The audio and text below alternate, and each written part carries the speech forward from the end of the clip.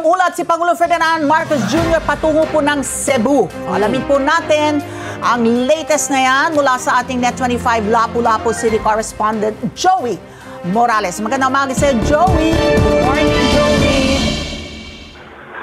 Yes, napag-alaman nga natin na patungo ang Pangulong Bongbong Marcos dito sa lalawigan ng Cebu para alamin ang tunay na kalagayan at makita niya ang kalagayan ng lalawigan. Kagabi nga ay nakaranas ng 6.9 magnitude na lindol ang lalawigan ng Cebu. Dito sa Lapu-Lapu, bagaman nandito tayo sa Lapu-Lapu, nakaranas na intensity 5. Sa Cebu City naman ay intensity 6.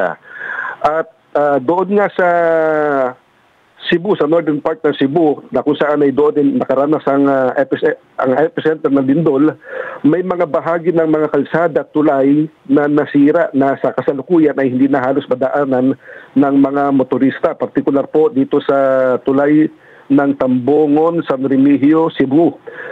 Hindi na siya madaanan ng mga motorista dahil sa panganib, dahil sa may mga crack ang mga kalsada at wala na halos madaanan yung mga motorista.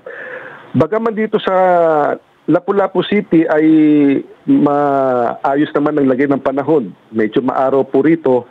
Pero napag-alaman po natin at nakatanggap po tayo ng informasyon doon sa northern part ng Cebu ay nakararanas ngayon ng pamanakang pag-ulan sa lalawigan ng Cebu.